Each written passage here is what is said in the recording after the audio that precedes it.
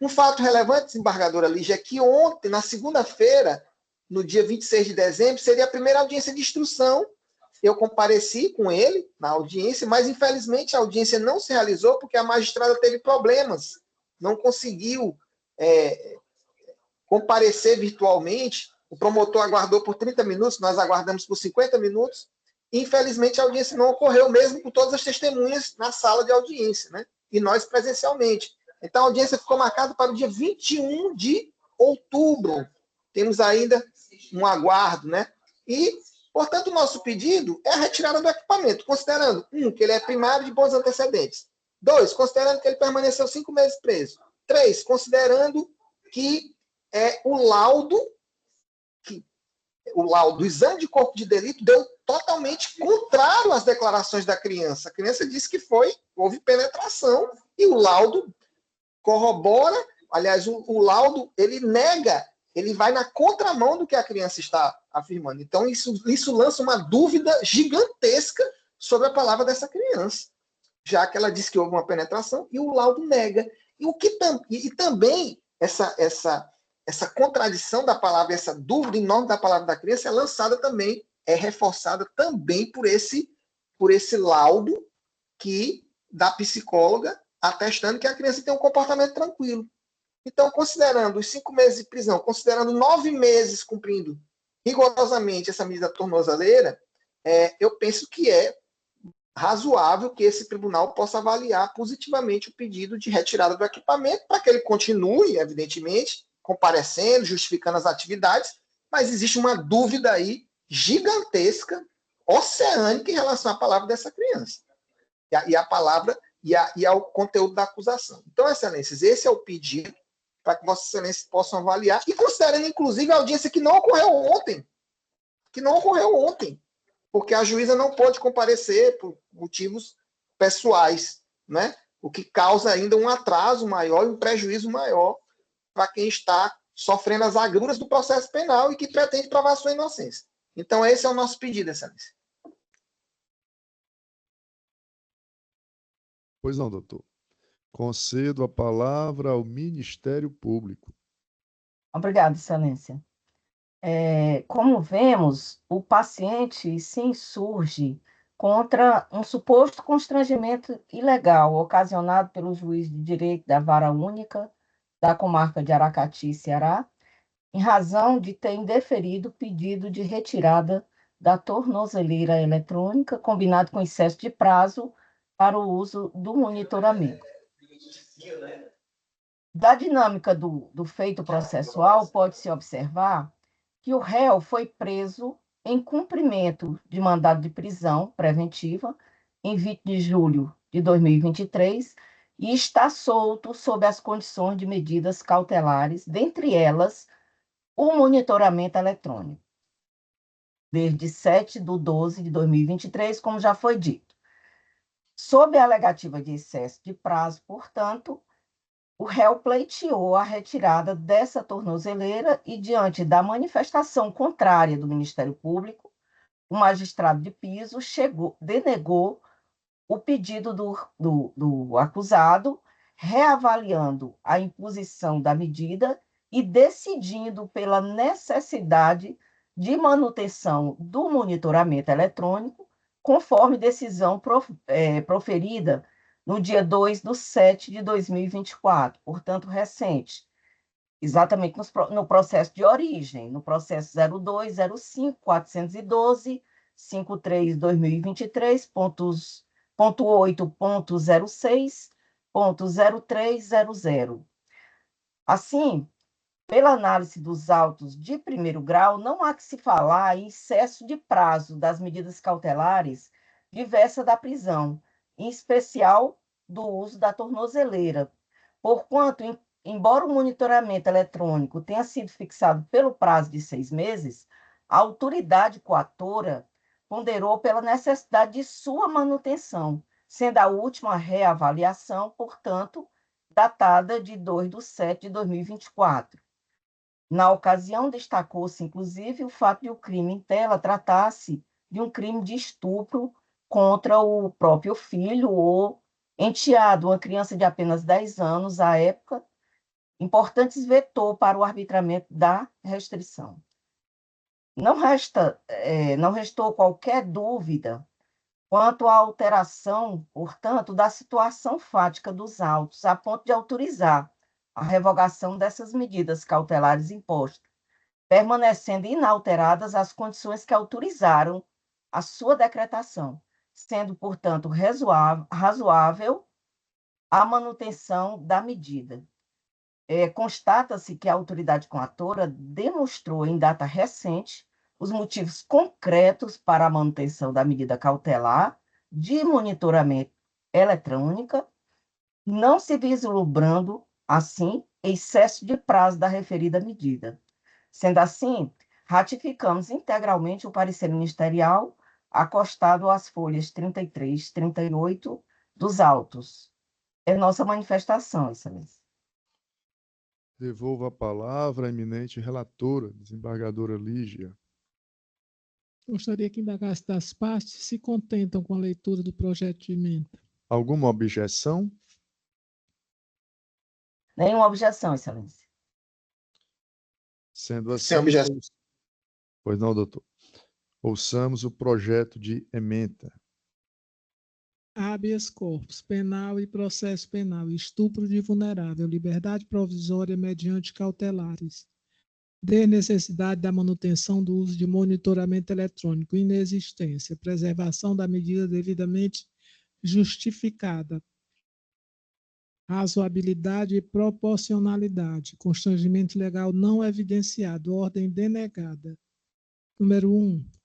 Insurge o impetrante, no presente mandamos, acerca da desnecessidade de manutenção das medidas cautelares decretadas em desfavor do paciente, dentre as quais o uso de monitoramento eletrônico, sob a justificativa que ele registra condições pessoais favoráveis, bem como não ostente histórico de violações no cumprimento da medida, sendo a revogação do uso de dispositivo eletrônico medida que se impõe. 2. Ao analisar a decisão que manteve a liberdade provisória mediante medidas cautelares, constato que as sanções foram acertadamente mantidas, haja vista todo o arcabouço de provas já instruídos nos autos de origem, bem como a gravidade concreta do crime supostamente praticado, sendo a manutenção das medidas forma de garantir a ordem pública e assegurar a aplicação da lei penal, assim como o monitoramento eletrônico, maneira de fiscalizar as demais flexibilizações concedidas, em razão da evidente periculosidade apresentada pelo paciente, que é suspeito de cometimento do crime de estupro contra o próprio filho, constrangimento ilegal não configurado, ordem denegada. É como voto. Colho o voto da desembargadora Lira Ramos de Oliveira. Obrigada, Excelência. Eu observei, e aqui eu prestei bem atenção, uma palavra do advogado, que ele diz assim: a dúvida de que tenha ocorrido isso, da palavra do menor, que tenha acontecido esse estupro do pai contra o filho. Então, nessa palavra aí, dúvida, é que eu me lembrei das palavras iniciais aqui do desembargador Mário, que nós estamos aqui numa via estreita, nós não sabemos se realmente isso aconteceu ou não, como bem afirmou o desembargador Mário, em termos de habeas corpus, não é uma via exaustiva, não tem provas cabais. O próprio nobre advogado, ele reconheceu essas dúvidas. Então, habeas corpus não pode haver dilação probatória. Por todos esses motivos, Excelência, é que eu vou ratificar o meu voto provisório acompanhando a relatora. Como voto o desembargador Carneiro Lima. Eu acompanho o relator, Excelência. Proclamo o resultado. A primeira Câmara Criminal, por unanimidade de votos, conheceu do habeas corpus para denegá-lo. Próximo processo é o do item 27 do roteiro, ainda em sede de habeas corpus. 27. Habeas corpus de número 632161, dígito 35.2024.8.06, ponto sequência de 4 zeros. Impetrante Igor Lázaro Pires Neto. Paciente AEDO. Impetrado juiz de direito da comarca de Jucás, sob relatoria da desembargadora Lira Ramos de Oliveira, a quem conceda a palavra. Excelência. Gostaria de indagar se das partes se dispensam a leitura do relatório. Alguma objeção? Nenhuma objeção, Excelência. Sendo assim, de pronto já concedo a palavra a Sua Excelência, o doutor Igor Lázaro Pires Neto. Doutor Mário Parente. Perdão, houve uma troca de advogado, né? Quem vai fazer a sustentação oral não é o doutor Igor, mas o doutor João Henrique. Eu sou informado dessa troca, né? Que tem procuração nos autos para fazer sustentação oral. Então, o doutor João Henrique, Vossa Excelência dispõe do tempo de 15 minutos. Doutor Mário Parente, presidente dessa colenda Câmara, excelentíssimas senhoras desembargadoras, excelentíssimos senhores desembargadores, doutora Lira Ramos de Oliveira, demais companheiros, colegas advogados, serventuários e demais aqueles que nos acompanham nas redes sociais no YouTube. Excelências, trata-se da impetração de uma ordem de habeas corpus, inicialmente em razão da realização da prisão em flagrante do paciente, o senhor Antônio Evangelista de Oliveira. E aí eu peço até uma licença para entrar um pouquinho no mérito, ainda que a via do habeas corpus não seja a eleita para tanto, mas simplesmente para elucidar um pouco da situação. O senhor Antônio Evangelista ele foi preso em flagrante delito no transporte de drogas, na quantidade excessiva, é verdade, em uma condução de um caminhão, de um veículo, de um caminhão, isso porque a profissão dele é a de motorista. Isso está evidenciado nos autos, na ação penal, tanto nos documentos que acompanham a presente impetração do URIT. Mas eu esclareço que a situação, uma coisa que chamou a atenção para a gente, logo de imediato, foi a forma como foi realizada a prisão em flagrante do senhor Antônio. Operação da polícia, né, investigação de possível traficância, informação de que um caminhão do estilo Munk, né, esses guindastes, passaria acompanhado de um veículo abatedor, um Volkswagen Gol. Esse sim é de propriedade do senhor Antônio, e o senhor Antônio ele estava na condução do caminhão, que é de propriedade do corréu da ação penal, senhor Fábio. E aí eu faço até essa licença para dizer um pouco do mérito, porque, ok, isso vai ser debatido lá na ação penal, exaustivamente, mas a situação é que ele foi contratado pelo senhor Fábio para ajudar ele a entregar o caminhão no negócio que o senhor Fábio fazia, e aí ele foi surpreendido na condução desse caminhão com uma quantidade excessiva, de 221 quilos de maconha. Feita a abordagem, ele foi parado, pediram para revistar, ele não se opôs, né, até entregou o celular sem a senha, ainda na ação penal não tem a produção do relatório das investigações na quebra de sigilo dos dados, e a gente até acredita que não vai se encontrar nenhuma relação que se reflita uma associação criminosa, organização criminosa ou nada do tipo. Agora, já em relação à presente impetração do habeas corpus, o nosso posicionamento é pela contrariedade, o nosso questionamento vai pela fundamentação do decreto prisional inicial, do doutor ainda lá da custódia, que converteu a prisão em flagrante para a prisão preventiva. O doutor Fábio de Oliveira, o primeiro juiz da custódia que decretou a prisão preventiva até ressaltou a condição do investigado de que ele é uma pessoa que não tem nenhuma passagem pela polícia, não tem certidão de antecedentes criminais, não tem nada que desabonasse a sua pessoa em relação a isso,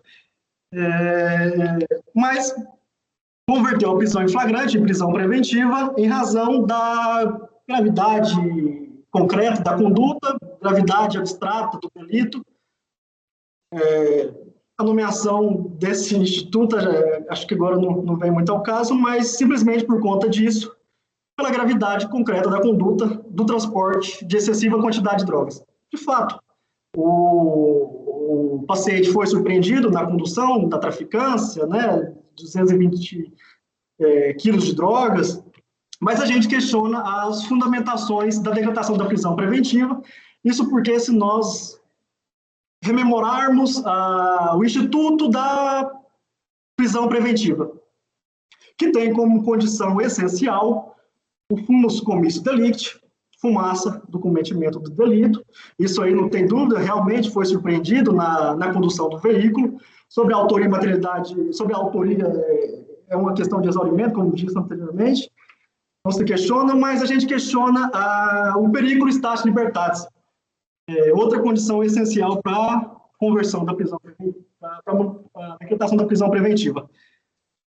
Excelências, o paciente Antônio Evangelista, ele não tem, como bem alertado pelo Dr. Fábio, e depois a manutenção da prisão preventiva pela autoridade ora apontada como coatora, nenhuma anotação criminal que vá apontá-lo como membro integrante de uma facção criminosa, organização criminosa, tem uma vida desde os 18 anos dedicada ao trabalho, em especial à função, ao cargo de motorista de veículos pesados. Nós acostamos a documentação que acompanha a impetração desse habeas corpus com a carteira de trabalho, que demonstra toda a sua vida, né? Anotações de 2008, 2009, 2012, 2019, 2020, inclusive no momento da flagrância do delito, estava fichado, né, numa empresa e exercia realmente a profissão de motorista de veículos pesados. Esse é seu histórico de vida, seu histórico pessoal, dedicado estritamente à vida social do trabalho. E aí, excelências, aqui nós questionamos muito as fundamentações que ensejam a prisão preventiva. Primeiro que, diferentemente, e aí, embora eu faça o meu baile de debutante, sou um advogado do estado de Goiás, debuto aqui nesse egrégio Tribunal de Justiça pela primeira vez e tenho a honra de estar na relatoria da doutora Leira Ramos, nós tivemos a preocupação do estudo das matérias de como é a orientação desse egrégio Tribunal de Justiça e, para nossa surpresa, nós vimos que a orientação desse egrégio Tribunal de Justiça está bem alinhada com os tribunais superiores, o Superior Tribunal de Justiça, também do Supremo Tribunal Federal. E aí nós notamos a edição de uma súmula desse egrégio tribunal, que é a edição da súmula 52, em que se declara que os inquéritos e as ações em andamento justificam a decretação da prisão preventiva para garantia da ordem pública, né? E uma edição de uma súmula completamente coerente, disso aplicada a cada caso pode se valer, mas completamente coerente.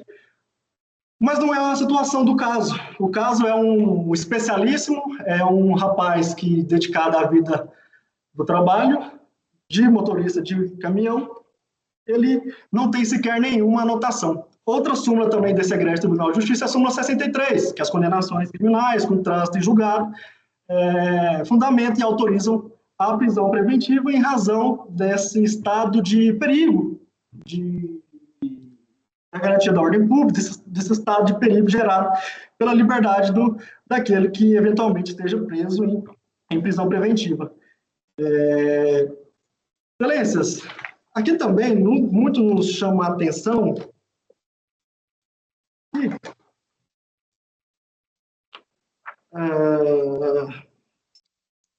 sobre a necessidade da medida tão gravosa da prisão preventiva. A gente sabe que o direito penal, tratado com as lembranças do princípio da fragmentariedade, da subsidiariedade, vem como um último reforço, a última via, o último amparo a socorrer o direito, né? E aqui, nesse caso, a prisão também é a última ratio, deve ser ponderada como o último elemento a viabilizar a garantia da ordem pública, da instrução processual. Inclusive, antes mesmo de ser citado, essa defesa já se propôs a correr e garantir a máxima celeridade da ação penal para que logo se esclareça e tenha a aprovação da sentença para que se resolva a vida do paciente. Memoramos que a situação personalíssima da condição do fato possibilitaria a aplicação de uma medida diversa da prisão, que seria as cautelares, seja de monitoração eletrônica, seja aí da fixação no distrito da culpa, do acompanhamento, até porque o paciente, em momento nenhum, está impedindo o andamento da ação penal, não pretende de forma nenhuma se furtar da aplicação da lei penal, pelo contrário, busca ao máximo a garantia, né, e a instrução processual. Muito nos questionamos também sobre a fundamentação, sobre o risco, né, da reiteração criminosa. Entendemos que a prisão preventiva seja para garantir essa boa lisura do andamento processual, mas a verdade é que o risco não há, excelências. A gente tem uma única e isolada situação de cometimento de um único crime, visto que não tem nenhuma outra anotação na ficha criminal, nada que demonstre que o paciente está voltado à prática delitiva, seja nesse caso, nesse esquema, nesse comércio ou em qualquer outro. E o que garantiria a previsão, a futurologia de que solto, seja lá com a aplicação de uma medida diversa da tornozeleira, o paciente voltaria a delinquir? Nada. O comércio, na verdade, o paciente foi surpreendido no transporte da droga e não numa situação de comércio, né? E aí a tornozeleira seria um motivo, sim, que não seria viável a basear as medidas diversas se ele fizesse um comércio dentro de sua casa. E aí não faria lógica mesmo decretar uma medida diversa como a tornozeleira nesse caso. Mas não, o paciente foi surpreendido na condução de um veículo, no transporte. Então, à visão e ao sentir dessa defesa, entendemos que prisão preventiva, por ser medida extremamente gravosa, ela é demasiadamente desproporcional. E aí, em que pese não haver uma pacificação jurisprudencial sobre se a quantidade da droga ela vai ser um motivo apto por si só, já que nesse caso não há outros elementos que indiquem uma periculosidade do agente, se por si só a quantidade da droga vai ser motivo a manter a prisão preventiva. Excelências, entendemos que não. No Superior Tribunal de Justiça também não. No julgamento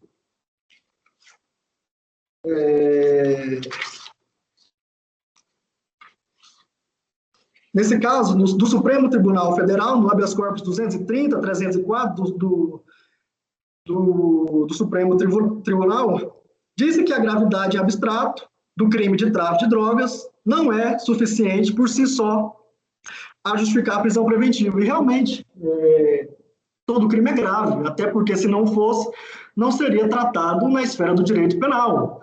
E aí questionamos se todo aquele que é surpreendido na condição da flagrância, da traficância, mereça estar preso preventivamente até a condenação ou até mesmo depois dessa condenação, até que se esgote o trânsito em julgado. Entendemos que não. Ministro, Dr. João Otávio de Noronha, da 5ª Turma do Superior Tribunal de Justiça, também entende diversamente, que a quantidade da droga apreendida por si só, sem que haja outros motivos legítimos, ou seja, uma anotação criminal, uma outra evidência que aquela pessoa está destinada à prática reiterada do delito da traficância ou até mesmo de outros crimes, isso por si só não é fundamento idôneo para a decretação da prisão preventiva.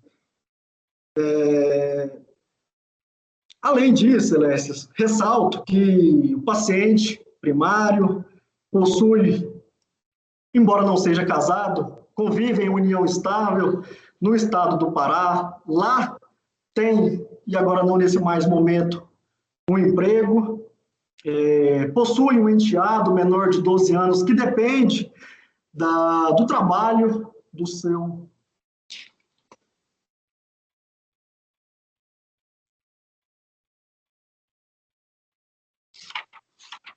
E aí, excelências, ressaltamos também que é totalmente possível, e em caso semelhante, de supostos tráficos de drogas, o ministro Joel Patornik, do Superior Tribunal de Justiça, também, em caso semelhante, que houve somente aquela relação da quantidade expressiva da droga, substituiu a prisão preventiva por cautelares, ao considerar que o acusado, naquele momento primário, bem como não haver notícia de envolvimento com organização criminosa, e ser o crime praticado sem violência ou grave ameaça, em que pese a gravidade do crime, né, um crime constitucionalmente comparado a hediondo.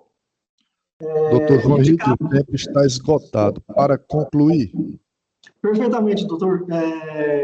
A manifestação da defesa vai justamente nisso, de que a fundamentação por si só da prisão preventiva, sem que haja outros elementos que acompanham não somente a gravidade abstrata e a conduta, não são motivos suficientes para autorizar o decreto da prisão, nem mesmo a manutenção. É como manifesta a defesa, doutor. Pois não. Conceda a palavra ao Ministério Público por igual tempo. Obrigada, Excelência. Como vimos aí pela defesa muito exaustiva do nobre defensor, o acusado, as principais teses são constrangimento ilegal por ausência de fundamentação da decisão que manteve essa prisão preventiva e também, segundo ele, condições subjetivas favoráveis ao paciente,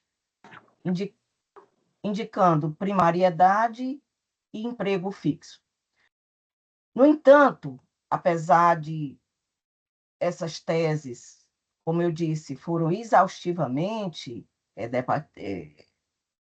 prolatadas aqui pelo nobre defensor,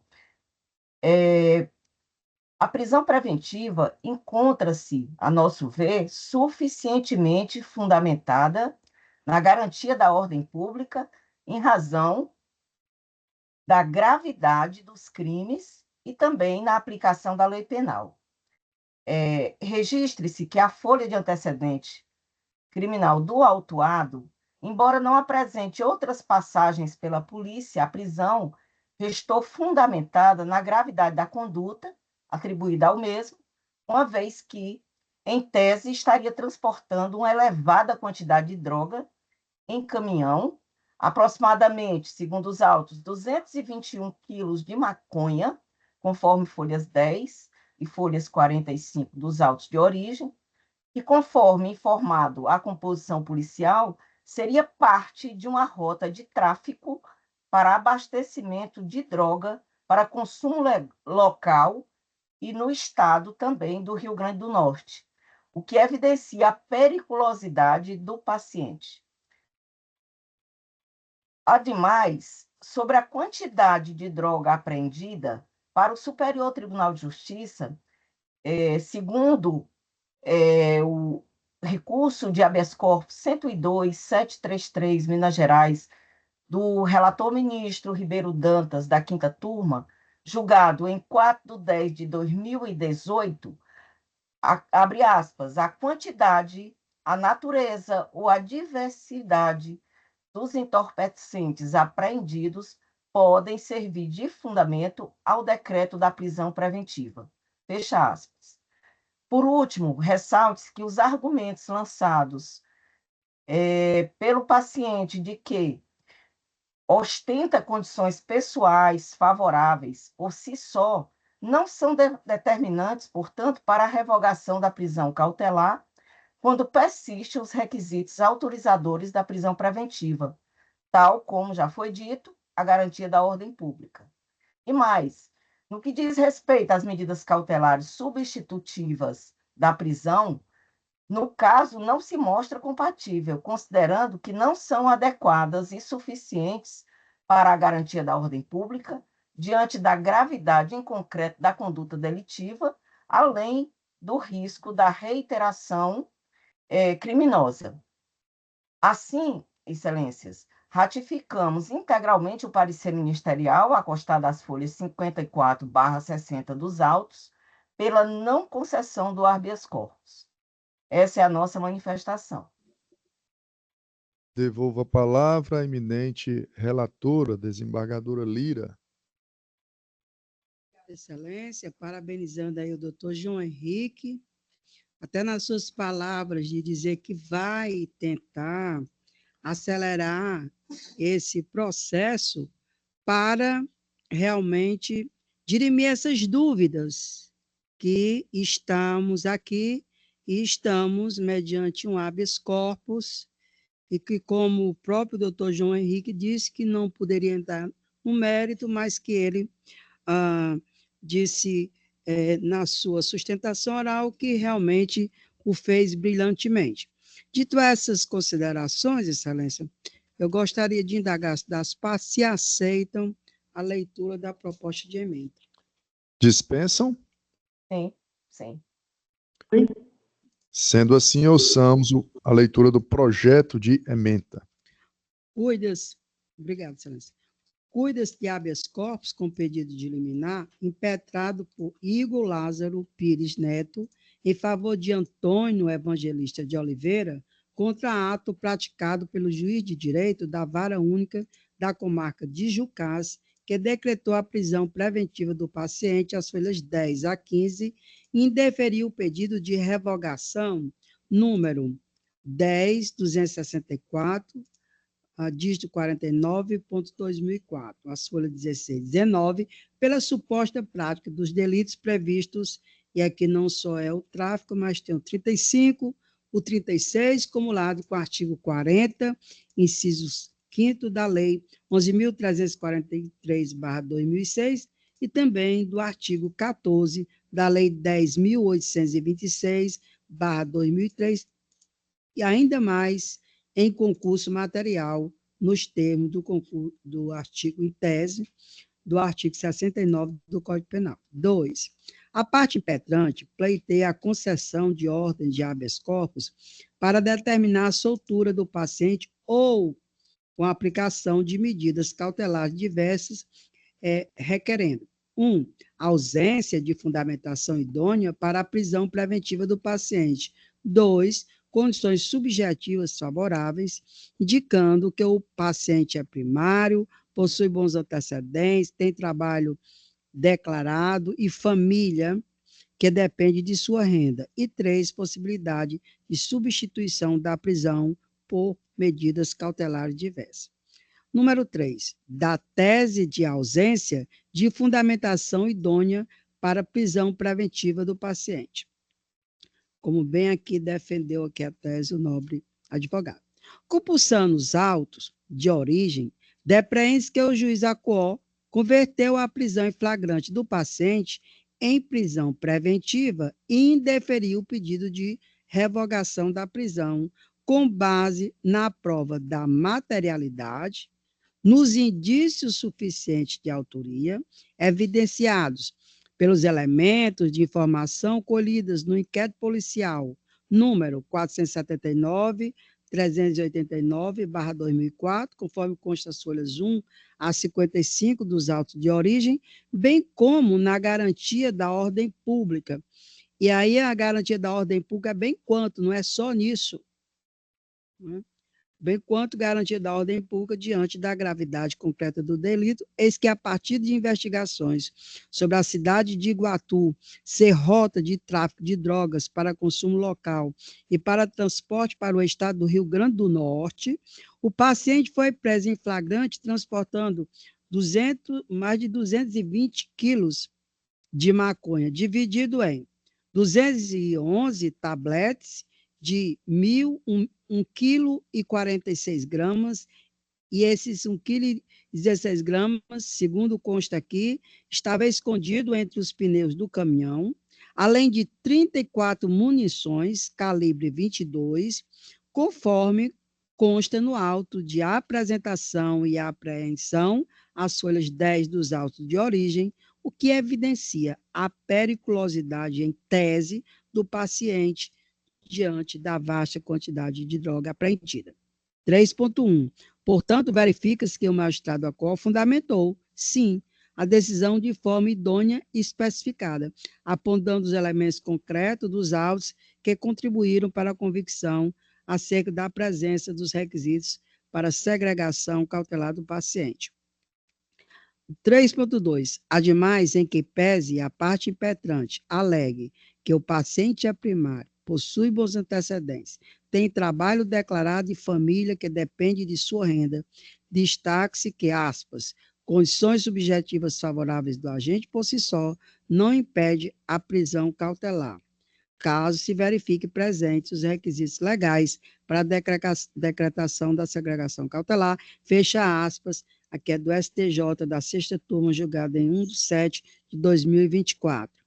3.3. Portanto, ao contrário do que alega a parte impetrante, não se verifica neste átimo nenhum constrangimento ilegal, tendo o magistrado impetrado fundamentado suas decisões de acordo com as exigências previstas no artigo 93, inciso 9 da Constituição Federal e nos artigos 282, parágrafo 6º e 315 do CPP, com a redação dada pela Lei 13.964/2019, além de demonstrarem as circunstâncias apontadas à adequação da medida extrema, sendo temerária a liberdade pretendida. 4.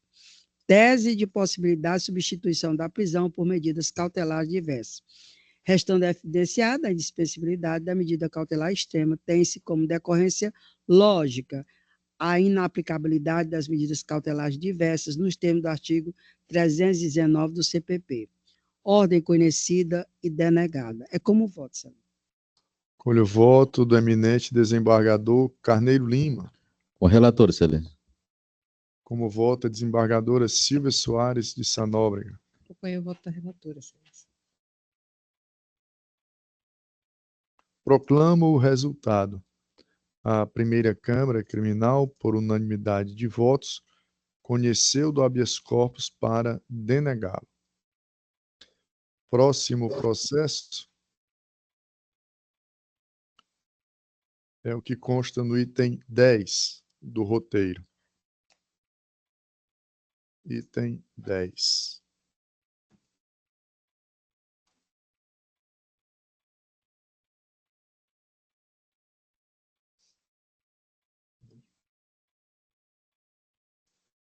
Chamo o habeas corpus de número 63.2241, dígito 96.2024.8.06, ponto sequência de 4 zeros.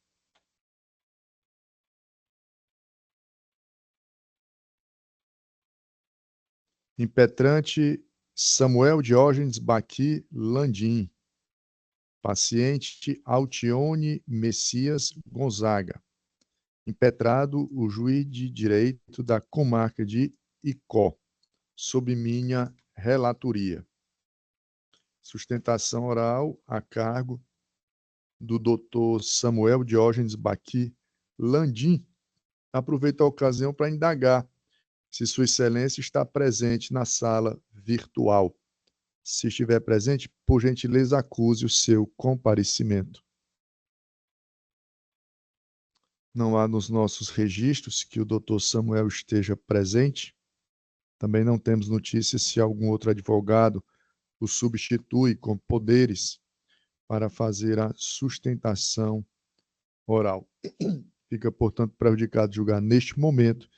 Este processo será julgado nesta sessão, porém sem sustentação oral. Passamos agora ao item 13 do roteiro. Pois não?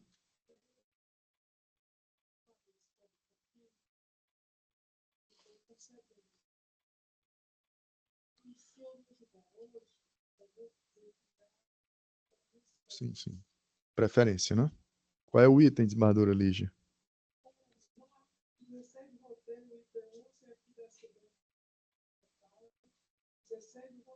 Pois não, sim, sim. É o habeas corpus 631523, dígito 02, né? Eu vou chamar o habeas corpus do item 16 do roteiro agora. E, em seguida, nós retornaremos à sequência cronológica. Item 16 do roteiro, que equivale ao 13 do roteiro extra pauta. Habeas corpus de número.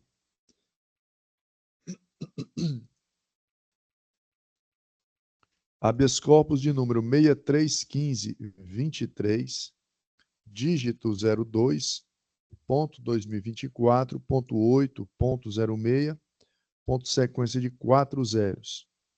Impetrante Charles Antônio Ximenes, Dr. Charles Antônio Ximenes de Paiva. Paciente Sidney Ribeiro. Impetrado o juiz de direito do 5º Núcleo Regional de Custódia de Inquérito, sede Sobral.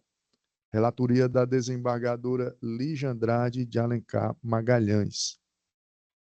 Indago para saber se Sua Excelência, o Dr. Charles, está presente na sala virtual.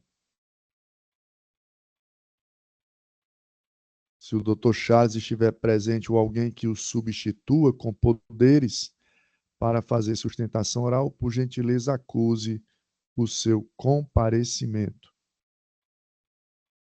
Não há manifestação, portanto, fica prejudicada a sustentação oral. Vossa Excelência gostaria de anunciar nesse momento de ler a a ementa? Gostaria. Pois não. Então, como a desembargadora Lígia antecipou, ela vem concedendo esta ordem. Portanto, vamos ouvir o projeto de ementa. Habeas corpus penal e processo penal. Homicídio culposo na direção de veículo automotor sob a influência de álcool, prisão preventiva, ausência de fundamentação idônea para a decretação da custódia cautelar, ocorrência, não preenchimento dos requisitos previstos no artigo 313 do CPP, crime culposo, condições pessoais favoráveis, substituição da custódia por medidas cautelares alternativa, ordem concedida. Número 1. De acordo com o artigo 312 do CPP, a legitimidade da prisão cautelar exige a demonstração da prova da materialidade e indício suficiente de autoria ou de participação. Fumus comissus delicti e sua concreta indispensabilidade para a garantia da ordem pública, da ordem econômica, por conveniência da instrução criminal ou para assegurar a aplicação da lei penal, periculo libertatis, além da existência do fumus comissus delicti e do periculo libertatis. Somente será admitida a prisão preventiva nas hipóteses do artigo 313 do CPP. 2. O artigo 313 primeiro do CPP dispõe que apenas os crimes dolosos punidos com pena privativa de liberdade máxima superior a 4 anos comportam prisão cautelar, fato que impossibilita o enquadramento do caso concreto na hipótese em comento, uma vez que estamos diante de um delito culposo praticado na direção de veículo automotor. Nesse sentido, observa-se que não restou preenchidos os requisitos objetivos do artigo 313 do CPP, sendo necessário reconhecer o constrangimento ilegal no presente caso. 3. Somando-se a isso, constatei que o paciente não ostenta nenhuma ação penal em andamento, sendo o inquérito policial de número 20.48.39, dígito 02, 2024.8.06.0293, vinculado a este mandamos a única anotação criminal que registre em seu desfavor.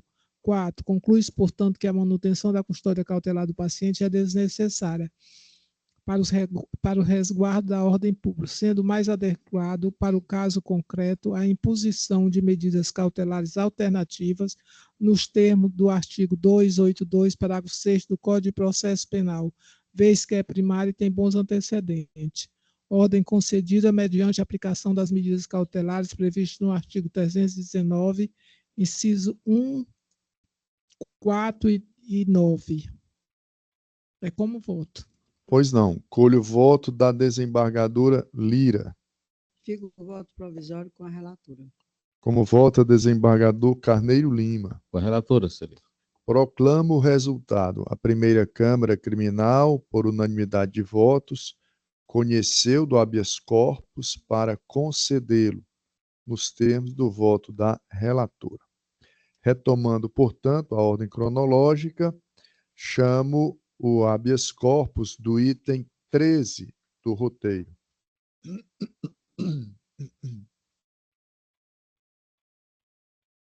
O qual traz o habeas corpus de número 630929, dígito 85.2024.8.06, ponto sequência de 4 zeros. Impetrante o doutor Murilo Eduardo Silva Menzotti. Paciente, Alessandra Aparecida dos Santos. Impetrado, o juiz de direito do Juizado Especial Cível e Criminal da comarca de Crateús, sob relatoria da desembargadora Lígia Andrade de Alencar Magalhães, a quem concedo a palavra. Gostaria que das partes se dispensam a leitura do relatório. Alguma objeção da defesa ou do Ministério Público? Sem objeção, excelência. Sendo assim, já concedo a palavra ao doutor Murilo Eduardo Silva Menzotti, pelo tempo regimental de 15 minutos. Obrigado, excelentíssimo senhor presidente, a qual cumprimento toda a Câmara, excelentíssimos desembargadores e desembargadoras, douta procuradora de Justiça, colegas advogados, serventuários da Justiça. Prometo fazer uma explanação aqui breve e objetiva, considerando aqui em respeito o tempo e a hora também já avançada. Eu estabeleci aqui, excelências, 5 pontos bem objetivos para a gente poder tratar aqui. Trata-se de na origem de uma queixa-crime, na qual eu gostaria de enfrentar, primeiramente, a competência para a avaliação, né, o exame por este egrégio tribunal.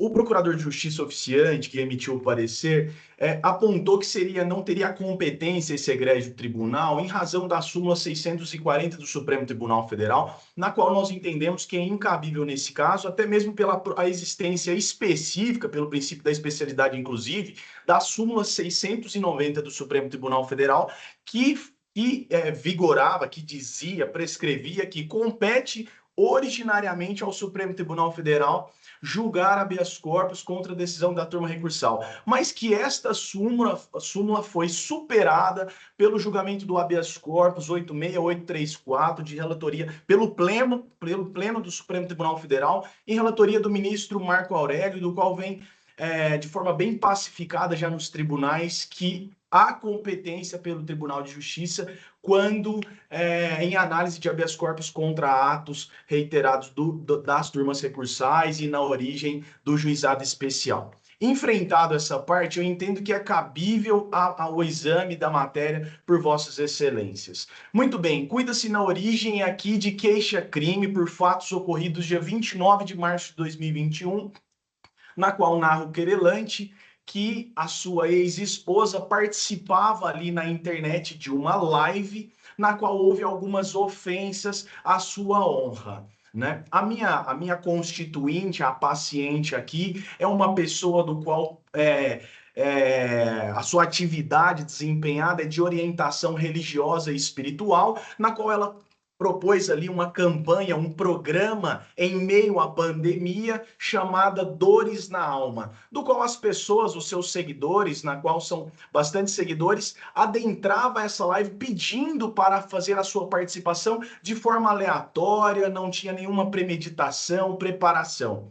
Aí sim, a senhora Maria Cleidiane pediu para participar e a senhora Alessandra, a paciente deste caso, ela aceitou a participação da Maria Cleidiane, do qual ela narrava ali um divórcio, né, do qual o seu ex-marido fazia mais de 30 dias que não comparecia à sua residência e simplesmente a abandonou, né? Ela morava na sede de um quartel do exército e ela estava ali com um filho menor de idade há mais de 30 dias aguardando o seu marido, da qual disse que não retornaria mais. Ao narrar esses fatos, a paciente aqui simplesmente dizendo, reputando a situação, né, disse que, olha, isso aí é uma atitude de um picareta, de uma pessoa sem caráter e que ela estaria casada com um inimigo. Né? Isso no inimigo do ponto de vista espiritual, religioso, corroborando inclusive a sua função desempenhada naquele momento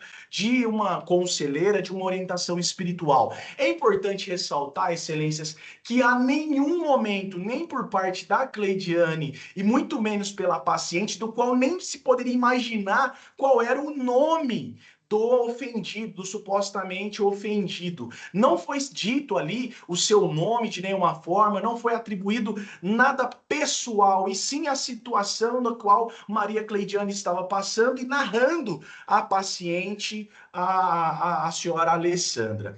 Muito bem, esses são os fatos. E aí agora nós vamos para a parte processual para ser bem objetivo. Em primeiro grau, eu não fui o advogado de todo o processo, esse processo caminha desde 2021, quando foi apresentado a queixa-crime. A queixa-crime foi apresentada com a procuração sem especificar os fatos narrados. O Ministério Público veio e auxiliou o querelante. Houve diversos despachos para que o querelante pudesse atribuir de forma clara e objetiva quem era a senhora Alessandra, porque nem mesmo informações do ponto de vista pessoal, subjetivo, para de fato atribuir a ela uma conduta criminosa, ele tinha. Portanto, houve uma sentença de primeiro grau que extinguiu a punibilidade por uma decadência tácita, por uma ausência de manifestação de vontade de prosseguir com a ação. A ação foi objeto de apelação para o tribunal, né? Pela turma recursal. A turma recursal anulou o processo, do qual voltou para que pudesse, de fato, prosseguir com a citação da paciente aqui, senhora Alessandra.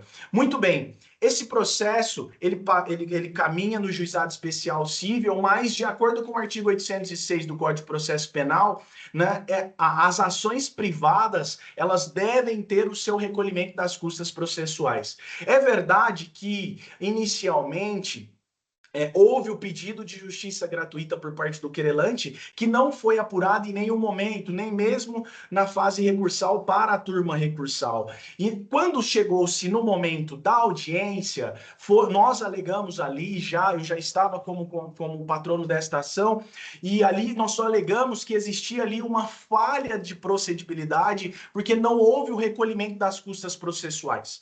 Né? E ali, por quebra, cairia também a decadência do direito de ação por ultrapassar 6 meses para o seu devido recolhimento. O juiz, na audiência de instrução, na audiência de recebimento da denúncia, ao receber a denúncia, disse que existia uma espécie de imunidade, isenção, de acordo com uma lei estadual, a 16.132. E, portanto, as ações privadas estariam isentas dos recolhimentos, e recebeu a denúncia. Muito bem. Essa denúncia recebida foi alvo de habeas corpus para a turma recursal, e lá nós demonstramos aos juízes da turma que, na verdade, não há essa isenção por força do Código de Processo Penal, que sobrepõe qualquer situação desta natureza, que diz claramente que a ação penal privada ela deve ter os seus recolhimentos, né? O tribunal, né, a turma recursal, entendeu que, olha, é verdade, né, não existe essa isenção, mas houve aqui um deferimento tácito, porque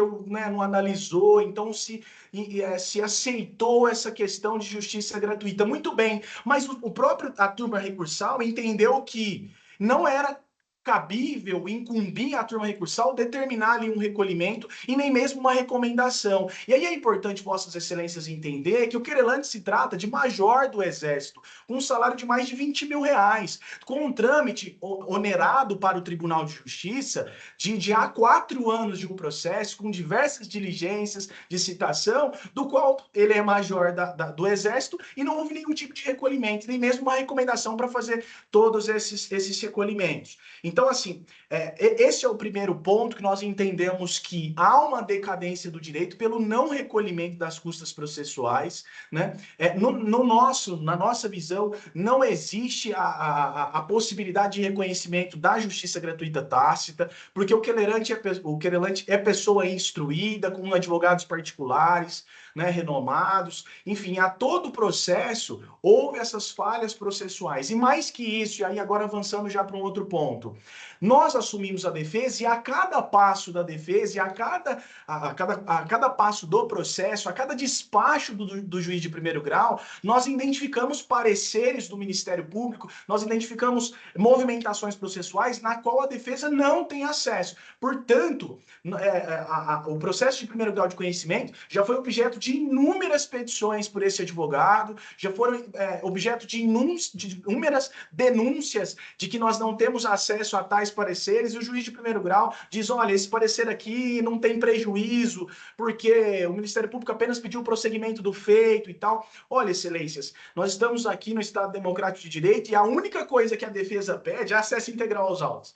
É mínimo razoável que nós tenhamos acesso aos autos. Ainda que o Ministério Público não seja o autor da ação, pode existir em seu parecer uma carga acusatória da qual a defesa tem que se defender da onde ela venha. Ele tem que ter conhecimento integral. Não é o juízo de primeiro grau que vai definir se um parecer ou outro tem um prejuízo ou não para a defesa. O mínimo que nós temos que ter é conhecimento. E aí eu digo um parecer específico. Nós, elaborando a defesa já para a audiência de recebimento da denúncia, nós identificamos que na turma recursal há um parecer do Ministério Público, do qual o despacho 35787698 diz que, olha, considerando o parecer do Ministério Público, segue-se o processo à pauta. Qual parecer? Que até hoje esse advogado não tem acesso. E já foi objeto de diversas manifestações em primeiro grau para que se tenha acesso tão somente. Inclusive, humildemente, eu entrei em contato com o cartório algumas vezes e disse,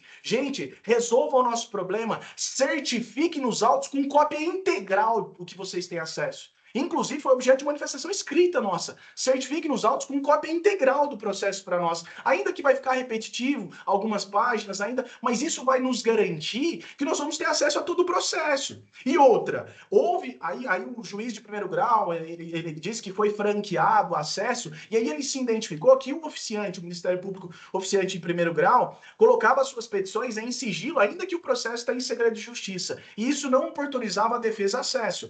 Eu entendo. Mas nós temos que ter acesso integral antes dos atos processuais, porque nós fomos para uma audiência que recebeu a denúncia sem conhecimento de parecer de primeiro grau, sem conhecimento dos pareceres do Ministério Público até aquele momento. Então, assim, nós entendemos que há uma nulidade aqui por prejuízo evidente da defesa, do qual esse egrégio tribunal tem que reconhecer a nulidade até o recebimento da denúncia e falar, olha, eu tenho que ter acesso a toda a carga probatória, a toda a carga acusatória para orientar a paciente, dizer, olha, aceitam um acordo de transação penal, aceitam um acordo de não persecução penal, até que, e pode ser que eu não aceite, mas a defesa tem o direito nesse Estado brasileiro, né, de ter acesso a tudo isso e tomar as suas decisões com base no acesso integral do processo. Então, nós entendemos que o processo, nesse ponto de vista, ele também está viciado.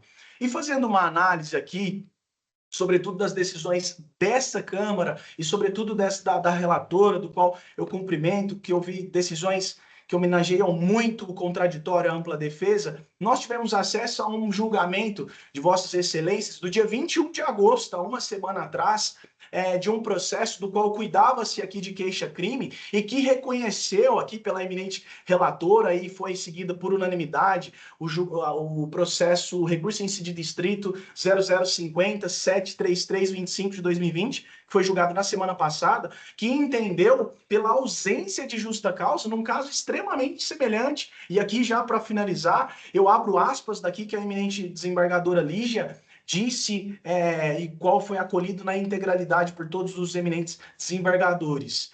No entanto, parece-me que a intenção da querelada ao narrar os fatos em seu Instagram era o de deixar as pessoas que a seguem cientes do que ela passou e se utilizando de ânimos narrante, de ânimos criticante, exatamente o caso da paciente, sem a intenção de ofender a honra do querelado. Então nós vemos aqui um processo caminhando há mais de 3 anos, do qual nós não temos acesso integral aos autos, do qual se trata-se de um processo que foi com orientação religiosa, não houve nomeação de quem era o supostamente ofendido, né? E por essas todas razões, e para ser mais rápido aqui na minha sustentação, a defesa pede a concessão da ordem para que se reconheça as nulidades apontadas e agradeço a atenção qualificada de Vossas Excelências aqui na minha primeira sustentação neste tribunal, do qual eu agradeço muito a atenção despendida a mim, tá bom? Muito obrigado. Agradecemos também, doutor, ao Ministério Público para fazer uso da palavra em igual tempo regimental. Obrigada, Excelência. Eu vou ser bem breve. Inicialmente, eu vou ratificar integralmente o parecer de folhas do Ministério Público, de folhas 568/572, pelo não conhecimento, haja vista a incompetência dessa Corte de Justiça Estadual para conhecer o feito. É a nossa manifestação. Devolvo a palavra à eminente desembargadora Lígia. Gostaria que indagasse das partes se se contentam apenas com a leitura do projeto de emenda. Alguma objeção? Nenhuma objeção. Ouçamos a proposta de emenda. Habeas corpus penal e processual penal, difamação e injúria. Alegações de ausência de condições de procedibilidade do processo principal pela falta de recolhimento de custas e de cesseamento de defesa por falta de acesso aos autos principais. Inadequação da via eleita, impetração substitutiva de mandado de segurança, críticos não conhecido. Número 1. O habeas corpus é uma garantia fundamental que instrumentaliza um direito igualmente fundamental em seu conteúdo, pois, quanto à liberdade de locomoção, se encontra simplesmente ameaçada ou, noutros casos, quando já violada, utiliza-se desse específico e próprio remédio heróico. No presente caso, verifico que a ilegalidade sustentada pelo impetrante não se sujeita à correção por habeas corpus, mas sim por mandado de segurança, uma vez que alegações de ausência de condições de procedibilidade por falta de recolhimento das custas devidas, de cesseamento de defesa por ausência de acesso integral aos autos principais, não comportam adequação com a via eleita e faz com que possa ser conhecido, que não possa ser conhecido. Habeas corpus não conhecido, é como voto. Colho o voto da desembargadora Lira. Eu fiquei aqui com a dúvida, Excelência, porque toda a defesa do nobre advogado, ele falou em turma recursal, e aqui é do juizado, né? Não é juizado, não, é outra coisa, não é? É turma recursal mesmo? Eu fiquei com... É porque, talvez eu não componho, mas só... Não, explique, pode explicar. Teoricamente falando, a turma recursal compõe os juizados, é o sistema dos juizados. Pois é, a minha dúvida é se isso aí é do juizado, não é mesmo? Da turma recursal. Porque agora eu fiquei em dúvida, porque se for da turma recursal, tudo bem. Mas se for do juizado, é incompetência aqui, né? Se me permite esclarecimento de fato, o habeas A corpus... autoridade coatora, doutor, é o juiz do juizado ou da turma recursal? É a turma recursal. É a turma recursal. É ato da segunda turma do Juizado Especial de Crateús. Pronto, não, tá, já entendi. Se for realmente da turma recursal, eu vou acompanhar a relatora, porque, no caso, Não conheço, não. cabe mandado de segurança, não é isso? Porque Vossa Excelência está dizendo não acesso aos autos, não é isso? Que cabe, no caso, mandado de segurança. Vou acompanhar a relatora. Desembargadora Lira, só a guisa de um esclarecimento, a desembargadora Silvia comentou aqui, desconhecemos a existência de turma recursal nessa comarca. Turma recursal é na comarca de Fortaleza, com jurisdição no estado do Ceará. Por isso que foi indagado a dúvida da autoridade coatora. Mas penso que os autos possam esclarecer Se não for turma recursal, não cabe aqui.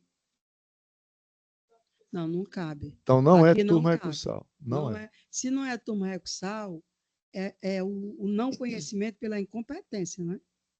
Não é competência. Pois não. Na forma regimental, a relatora pede vista para o esclarecimento acerca de quem é de fato e de direito, no caso, né, a autoridade coatora. O processo, portanto, fica com o seu julgamento adiado em face do pedido de vista da desembargadora Lígia. Também só de esclarecimento, recentemente, a desembargadora Silvia, acho que foi relatora de da turma e foi por maioria, né, que nós entendemos que a competência era do Tribunal de Justiça. Né? Mas impugnava a da turma recursal, que até onde sabemos funciona em Fortaleza. Desculpa, Excelência, só para às vezes eu induzir Vossa Excelência a erro. Bom, aí eu não vou entrar, que eu não faço parte. O julgamento está suspenso, doutor, em razão do pedido de vista da relatora, ok? Entra na próxima sessão, Excelência, só uma dúvida. Ou Sim, não? sim, tá, sim. Ok. Muito Sim. obrigado, viu? Obrigado, bom trabalho a todos.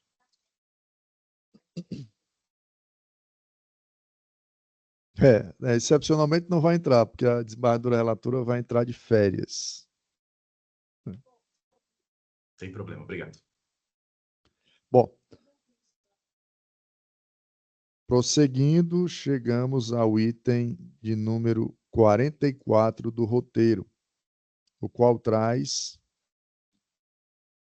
o habeas corpus. Vamos localizar aqui. Item 44. O qual traz o habeas corpus de número 631301, dígito 34.2024.8.06, ponto sequência de 4 zeros. Impetrante Romain Mendes Rodrigues Ferreira. Paciente Robson William Linhares Chaves. Impetrado o juiz de direito do 4º Núcleo Regional de Custódia de Inquérito, sede Caucaia. Relatoria da desembargadora Silvia. Com a palavra, a eminente relatora. Excelência, doutor Romain está em sala, não está? Eu vi nesse minuto aquele aqui, né? Sim. Nome. Eu gostaria de perguntar se as partes dispensam a leitura do relatório. Alguma objeção? Nenhuma objeção. Então, já concedo a palavra à Sua Excelência, o doutor advogado Romain Mendes Rodrigues Ferreira, para apresentar suas razões em sustentação oral, pelo tempo regimental de 15 minutos. Obrigado, Excelência. Boa noite, excelentíssimo senhor presidente. Boa noite, excelentíssimas senhoras desembargadoras, excelentíssimo senhor desembargador. Boa noite também à eminente representante do Ministério Público, aos pares, colegas advogados e aos demais aqui presentes. Pois bem, excelências, na prisão em flagrante de William Robson, notamos uma flagrante e evidente ilegalidade na obtenção da prova. Tanto que, no nosso entender, seria apto trazer em sede de habeas corpus essa questão, conforme os próprios aguerridos policiais militares informaram. A incursão na residência ela se deu no horário de repouso noturno. E dessa maneira, não tratando aqui de mérito, não tratando de juízo de cognição exauriente, mas sim de cognição sumária, notamos que a droga apreendida, sim, caderno de anotação apreendido, uma arma de fogo apreendida, elas não podem ser imputadas neste momento de marcha processual, não podem ser colocadas como meios de prova para a manutenção da custódia cautelar, da medida extrema para o senhor Robson, que, nada obstante, ele ostenta bons antecedentes, este que é pai de família, no que subsidiariamente invocamos aqui o artigo 318, inciso 6º do CPP, mas principalmente no sentido de que o meio de prova obtido, ele já se denota, já se evidencia um meio inapto. Claro que o processo vai continuar, mas para se manter a prisão preventiva, deveríamos ter, em nosso entender, uma fundamentação robusta de que houve, sim, formalidade, de que houve observância à formalidade da prisão. Nada obstante, o douto juízo do 4º núcleo de custódia e inquérito, data máxima vênia, ele se utilizou de uma fundamentação que poderia ter sido utilizada para fundamentar qualquer outro processo criminal, qualquer outra decisão de custódia. Uma fundamentação onde são empregados conceitos jurídicos indeterminados, sem explicar o motivo correto da sua incidência, no caso, data máxima vênia, e respeito à polidez do juízo do 4º núcleo, do juiz, do magistrado que proferiu essa decisão no 4º núcleo de custódia, fundamentando-nos, então, no artigo 315, parágrafo 2º, inciso 2º do CPP. Portanto, excelências, nossa súplica é de que Robson William fique aguardando o deslinde desse processo, sendo monitorado pelo Estado, sendo visualizado, acompanhado pelo Estado, por meio de medidas cautelares diversas da prisão, notadamente o monitoramento eletrônico, se for do entendimento de vossas excelências. Assim, é o nosso pedido pela concessão do habeas corpus, dada a ilegalidade da prisão, bem como também a decisão que poderia se prestar a fundamentar qualquer outra, fundamentando-nos assim no artigo 648, inciso 1º e 4º do CPP, bem como artigo 282, parágrafos 5º e 6º e artigo 316 do Código de Processo Penal, no que suplicamos, por fim, o alvará de soltura para esta pessoa. Obrigado. Agradecemos também, doutor, ao Ministério Público para fazer uso da palavra em igual tempo regimental. Obrigada, excelência. É importante relatarmos aqui um pouco que, infelizmente, a nobre defesa não fez.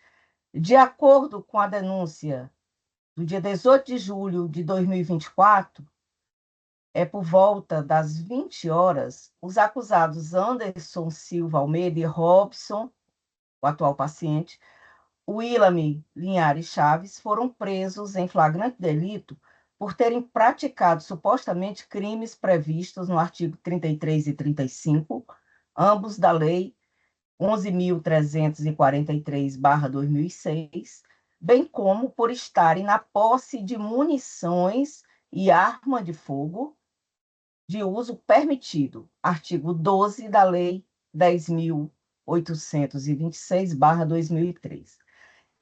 Extrai-se dos autos que policiais militares foram acionados após receberem informações de que 2 indivíduos estariam armados em uma residência e se preparando para atacarem membros de facções rivais no endereço fornecido. Ato contínuo, de posse das características da residência, os militares realizaram diligências, ocasião em que, ao chegarem ao local indicado, visualizaram 2 homens que estavam na calçada, que, ao notarem a presença dos militares, se evadiram para o interior da mesma. A partir de então, os policiais iniciaram uma perseguição na aludida residência, sendo que os denunciados foram abordados, bem como foi encontrada, na ocasião, certa quantidade de drogas, maconha, crack e cocaína, bem como um revólver calibre 38, municiado, todos em cima de uma cama. Pelo que a gente observou, alega o impetrante, em sua defesa, a ilegalidade no flagrante decorrente da ausência de justa causa para a entrada dos policiais na residência em que se deu a apreensão, maculando os elementos indiciários produzidos, e também a ilegalidade da prisão preventiva ante o caráter genérico da decisão. Bom, inicialmente, vale ressaltar que, como se sabe, é do conhecimento de todos, que o crime de tráfico de drogas é um delito permanente, o que enseja, sem dúvida, o prolongamento da ação típica enquanto durar a conduta criminosa. Assim, independe de mandado de busca e apreensão, mesmo que a prisão ocorra no período noturno, como foi o caso. Neste sentido, tem sido o entendimento do Superior Tribunal de Justiça. No caso em análise, constata-se que os policiais possuíam elementos suficientes que indicavam que 2 homens armados estariam se preparando para atacar facção criminosa rival muito peculiar da região. Então, os policiais, ao chegarem no local indicado, constataram realmente esses homens, como já foi dito, e empreenderam fuga. Diante desse cenário, percebe-se que não há comprovação de ilegalidade na ação dos policiais, pois as razões para o ingresso no domicílio foram devidamente justificadas, sendo certo que toda ação resultou em apreensão de drogas e também de arma de fogo. De todo modo, entende-se que as circunstâncias acima poderão ser analisadas de forma mais detalhada na ação penal. Quanto aos fundamentos da prisão, como é sabido, a prisão cautelar é uma medida de exceção, devendo ser decretada somente nos casos em que se evidencia de forma concreta os requisitos constantes do artigo 312 do CPP, em decisão devidamente fundamentada. Se formos analisar a ação originária, percebe-se que a decisão que converteu a prisão em flagrante em prisão preventiva está devidamente amparada em elementos concretos. No caso, segundo o auto de prisão em flagrante, o paciente foi preso em flagrante com considerável quantidade de droga, mais especificamente 70 gramas de maconha, 3 gramas de crack e 10 gramas de cocaína, como forma de seu armazenamento, divididos em papelotes, além de um revólver calibre 38 Taurus, 12 munições calibre 38, além de um caderno com anotações de dívidas de drogas, conforme auto de apresentação e apreensão de folha 5. Com efeito, senhores, no tocante à fundamentação genérica da decisão que converteu a prisão em flagrante em prisão preventiva, que pudesse ensejar a ilegalidade da mesma, observa-se que o magistrado destacou a gravidade concreta dos fatos, que resvala na possibilidade de reiteração delitiva, amparado em circunstância do caso concreto, tais como variedade de drogas, existência de arma de fogo, e ainda informações recebidas de um possível ataque entre facções rivais. Dessa forma, ratificamos integralmente o parecer ministerial, acostado às folhas 66/70 dos autos, entendendo que a presente ordem de habeas corpus deve ser denegada. É a nossa manifestação. Concedo a palavra à desembargadora Silvia. Agradeço, presidente. Eu poderia ler somente a proposta de emenda? Alguma objeção? Nenhuma objeção, excelência. Ouçamos o projeto de emenda. Emenda penal, processual penal, habeas corpus, tráfico de drogas e associação para o tráfico. Posse irregular de arma de fogo de uso permitido. Tese de ilegalidade da prisão em decorrência de suposta violação de domicílio. Insuscetível de cognição na via estreita do REACH. Vedada incursão fático probatória. Remédio constitucional de rito célere. Precedentes, novo título, precedentes do STJ e TJ Ceará. Não evidenciada ilegalidade de ofício em sede de cognição sumária. Insurgência em face do decreto preventivo. Fundamentação idônea, gravidade concreta do delito, necessidade de garantia da ordem pública. Medidas cautelares diversas, insuficiência, condições subjetivas favoráveis e relevância. Habeas corpus parcialmente conhecido, ordem denegada na extensão cognoscível. No caso, pretende a defesa da liberdade do paciente mediante a revogação do decreto prisional e expedição de um alvará de soltura, subsidiariamente a substituição do cárcere por medidas cautelares diversas. Para tanto, sustenta impetrante legalidade na prisão em flagrante por suposta violação de domicílio. Além disso, insurge-se em face da decisão que anunciou o decreto preventivo, considerando-a carente de fundamentação idônea, porquanto estaria baseada em elementos genéricos. Aponta para as condições subjetivas favoráveis do paciente, que possuiria ocupação lícita e família constituída, contando com um filho recém-nascido. Entende assim pela suficiência na aplicação de medidas cautelares alternativas. 2. Inicialmente, o rito do presente RIT não comporta incursão fática sobre os detalhes que teriam permeado a operação policial, determinantes para a configuração ou não da violação de domicílio, considerando que demandaria necessária dilação probatória, ao passo que o juízo valorativo sobre a validade dos meios de prova advindos da incursão do imóvel do paciente deve ser realizado na ampla cognição da ação penal. Nesse sentido, somente pode ser revisado em recurso que admita o referido conhecimento, e não na presente via. 3. Ressalte por oportuno que eventuais irregularidades, em virtude do contexto do flagrante, restaram superadas quando da sua conversão na prisão preventiva, de modo que, com o surgimento do novo título, há, consequentemente, a inovação da fundamentação da segregação. Eventuais irregularidades prévias não são aptas a refletir sobre o novo decreto prisional. Precedentes STJ e TJ Ceará.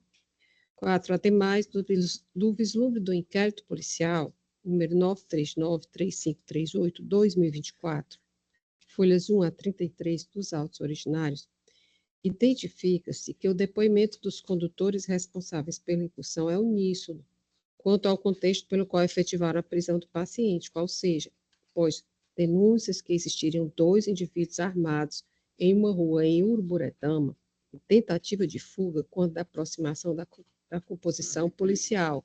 Realça-se nesse ponto a apreensão de entorpecentes de diversas naturezas, 70 gramas de maconha, 3 gramas de crack e 10 gramas de cocaína, divididas em papelotes, além de um revólver calibre 38, marcas Taurus, número de série 198503, 12 munições calibre 38, um pendrive e um caderno com anotações de dívidas de drogas.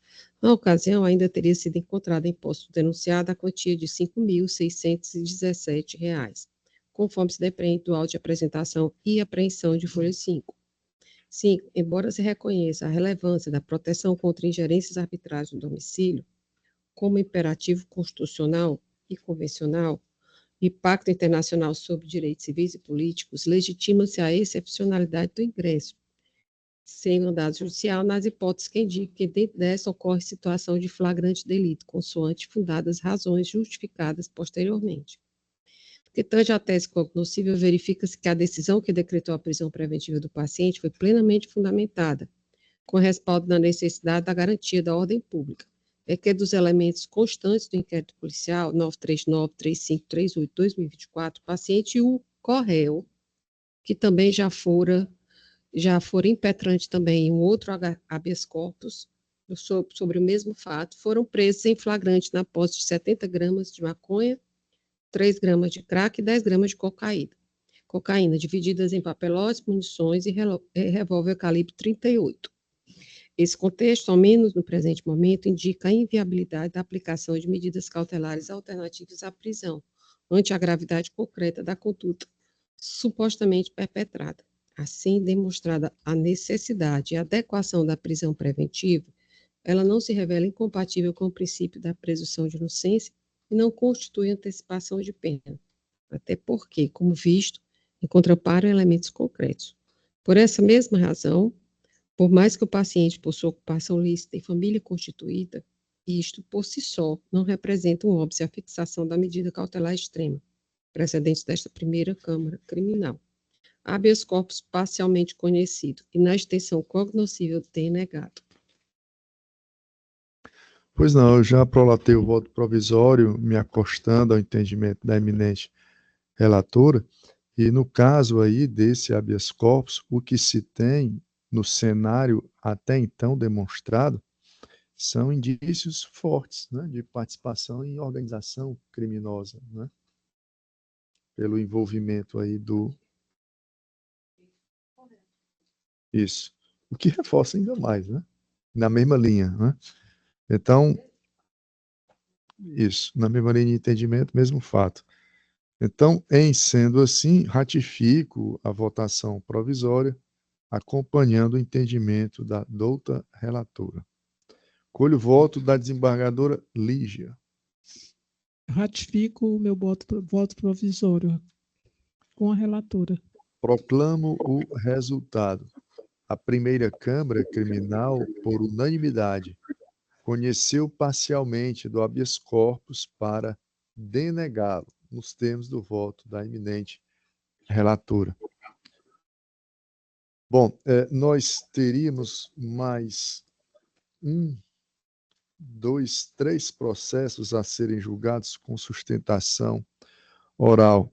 Já estamos além do horário do expediente, já são 18 horas e 35 minutos. Estamos a 4 horas e 35 minutos de trabalho sem cessar, né? Na mesma posição, inclusive, de trabalho.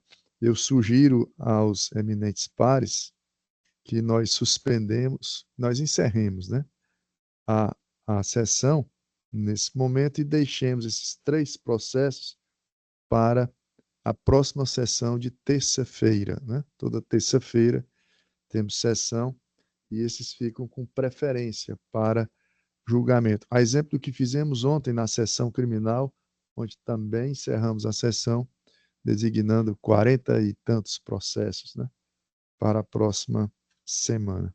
De acordo? De acordo. Muito bem. Não sem antes do encerramento, nós proclamamos o resultado daqueles processos em que não houve sustentação oral pela ausência do advogado, né? E aí não tem sentido adiá-los. Diga.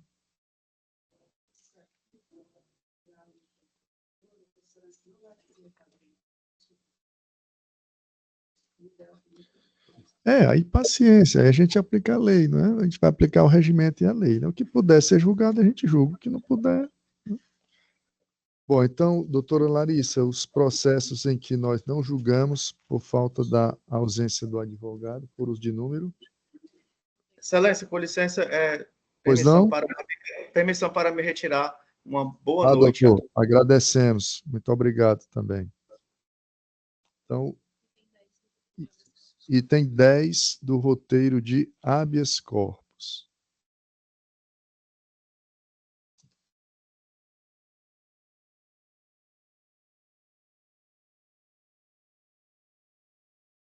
Item 10 do roteiro de habeas corpus, por unanimidade, foi conhecido o habeas corpus e denegado. O próximo seria qual? 61? Ah, tá. Tem o 61 de pauta, processo de número 61 de pauta, para corrigirmos um equívoco. Item 61.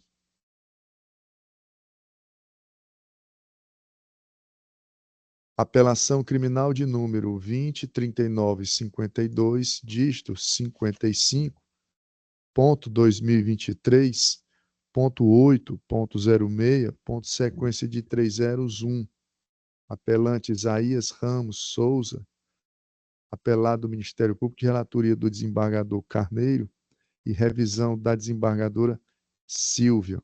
Foi proclamado equivocadamente o resultado porque esse processo eu pedi vista dele, apenas não teve condições de atualizar aqui no sistema, né? Aliás, não sei se não teve condição de atualizar ou se já veio a informação, né, como sendo unanimidade. Fato é que eu não votei. Se for checar no sistema, o item 61, não consta o meu voto. Exatamente porque pediria vista, né, desse processo. Só consta o voto do relator e da desembargadora Silvia. O meu não consta. E aqui, equivocadamente, consta unanimidade, né? Provavelmente deve ter chegado aqui já com esse equívoco. Às vezes acontece, né? Não é a primeira vez. Então, o julgamento aqui fica adiado em razão do meu pedido de vista. Isso. O relator votou pelo conhecimento e improvimento. Perfeitamente, desembargadora Silvia. Agradeço a contribuição. Vossa Excelência votou. É o 61, não, Larissa? 61. Isso. A desembargadora Silvia acompanhou o relator e eu peço vista. Não, teve aquele, né, da sustentação oral, da exercício arbitrário das próprias razões e esse, né? É isso mesmo, doutora Larissa? É o 61? 61, é esse mesmo, tá? Tem outro? É, isso. Pedido de vista de minha parte. Mas nem com ausência de advogado, né, que já passou. Muito bem. Algo mais a consignarmos na ata, antes do encerramento da sessão? Eu queria só também registrar, fui comunicado pela coordenadora da Câmara, doutora Larissa, que o tribunal solicita dos integrantes da Câmara que enviem para qual é o setor? Os arestos? Para nós enviarmos para a Secretaria da Câmara aqueles processos em que somos relatores, que entendemos que são propícios para serem divulgados na revista do Tribunal de Jurisprudência. Eu acho que 10 para cada um estaria bom, né? Se nós pudermos selecionar no gabinete 10 processos já julgados, em que somos relatores, para ser enviado para publicar na revista do tribunal, né? Se pudéssemos fazer isso durante o mês de setembro, até o dia 15, mais ou menos, escolher 10 processos, né? Aqueles que entender de maior repercussão, né? Para enviar para a Secretaria da Primeira Câmara. Esse dia 15 de setembro está bom, esse tempo? Esse lapso temporal, até o dia 15 de setembro. Envia eletronicamente, né? Obviamente.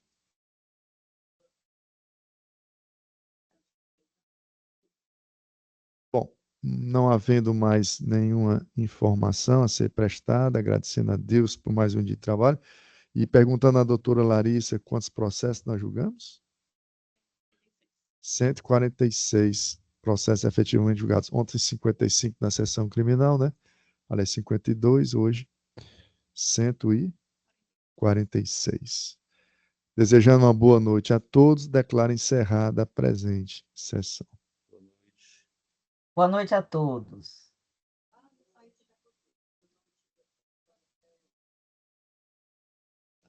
Boa noite.